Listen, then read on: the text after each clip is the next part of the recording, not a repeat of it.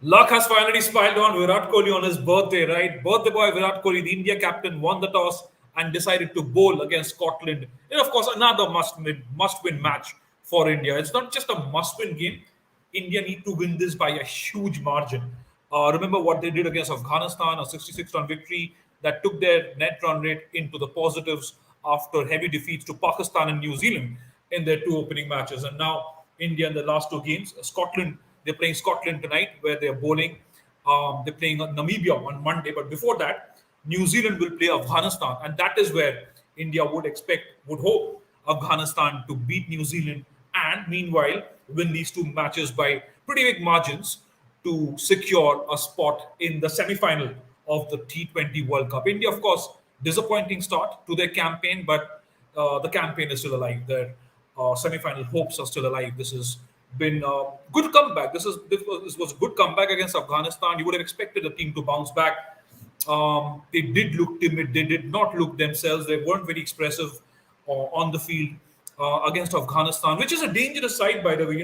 People were talking of Afghanistan, and for me, it was a bit of a banana skin scenario. If a couple of missteps against the Afghanistan team, and you never knew what could have happened in that game. But India were pretty clinical and played with a lot of precision against Scotland. Against Scotland, like Namibia, have also shown that they want to compete with the big boys. They want to live up to the reputation of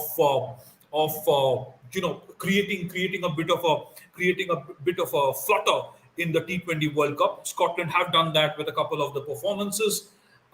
This is where India are going to also test Scotland, and we'll want to see whether Scotland responds with some guts and some fervor against a very, very good Indian cricket team here. But so like I said, Virat Kohli on his birthday won the toss and immediately had a smile on his face and said he would want to bowl first. In fact, he was also joking at the toss. He said, I wish we played our first match on my birthday. So he looks pretty charged up. Good to see. Good to see. Just the one change then for India. Shardul Thakur misses out, and Varun Chakravarti is back in. Remember, Varun Chakravarti missed out in that game against Afghanistan with a bit of a niggle, with a bit of an injury. But now Varun Chakravarti is back in, which means India are playing three spinners after R Ashwin's comeback in that game against Afghanistan. He played a T20 international. Remember, after 4 years, India's most successful bowler in T20 World Cups, R Ashwin, made a return to the format, to the shortest format after 4 years. Well, then this is how the teams are looking like. Scotland, by the way, are unchanged. I'll go with the India playing 11 first. KL Rahul, Rohit Sharma, the two openers, Virat Kohli, the captain, Surya Kumar Yadav at number 4, Rishabh Pant, the wicketkeeper at number 5, Hardik Pandya, Ravindra Jadeja, the two all-rounders, R Ashwin, no mark with the bat, remember, Mohammad Shami, Jasprit Bumrah, and Varun Chakravarti. So that's three spinners there. Mohammad Shami and Bumrah, the two frontline pacers, and you would think Hardik Pandya will again pitch in with a couple of overs, 1 or 2 overs, if need be. I mean, we'll have to see how precise India's top bowlers are against Afghanistan. Beg your pardon, against Scotland, and you'd expect the top bowlers, the frontline bowlers, to do the job against Scotland, who are a gutsy team, but definitely not. They were not one of the pre-tournament favourites coming into this event. For Scotland, it's like I said, unchanged 11. George Munsey, Kylie Keedser, the captain, Callum McLeod, Richie Berrington, Michael Lesk. He's made quite a name for himself in this tournament. Matthew Cross, the wicketkeeper, Chris Greaves, Mark Watt as well. He's been, we've heard a lot of talk around Mark Watt, Safian Sharif, Alistair Evans, and Brad Wheel. That's the lineup then for Scotland. No reason for them to change that lineup. India, of course, they want to do exactly what they did against Afghanistan. Of course, they were batting. They batted against Afghanistan. They won the toss.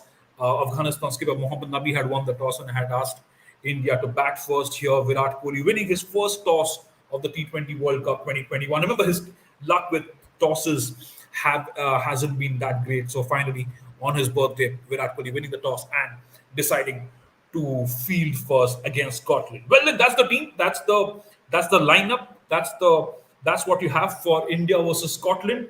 And the scenario, of course, like I said, we've been telling you the scenarios for the last several days now, especially after that defeat to New Zealand, where India need to perform, where India need to pitch in with these big victories. They did that against Afghanistan. They need to do that against Scotland.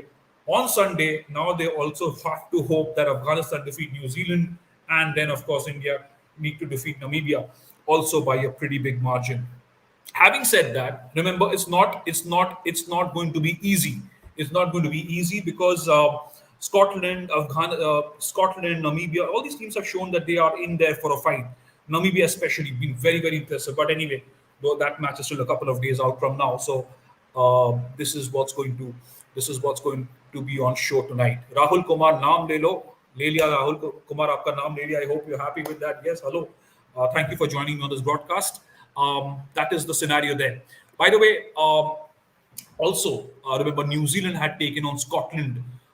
Beg your pardon. New Zealand had taken on Namibia earlier in the evening. New Zealand were put under a bit of pump by the Namibians. New Zealand managed 163 for 4 thanks to some late order hitting from James Nisham. He was named man of the match for his unbeaten 35 of 23 balls and that one wicket. They showed, Namibia showed that there are no pushovers. Of course, it was a bit of a steep total for them to chase down, but they put New Zealand under a fair bit of pressure. It was thanks to some lower order blitz from Glenn Phillips, 39 out of 21 balls. James Nisham, 35 not out from 23 balls. Those two cameos helped New Zealand post a pretty daunting total. And with the bowling lineup like New Zealand's Trent Bolt, Tim Southee, Adam Milne, Mitchell Santner, James Nisham, Ish Sodhi, it was going to be way beyond Namibia's reach. But Namibia have shown why they could be, again, such a dangerous team. And remember, like I keep saying, this is not just about the victory, it is also about the victory margin. So you really need to go out there and win big and win handsomely. Well, then that's that. That's all that I have for you from the toss at India versus Scotland. The reason I waited after 6 o'clock was to see how close Namibia could run New Zealand.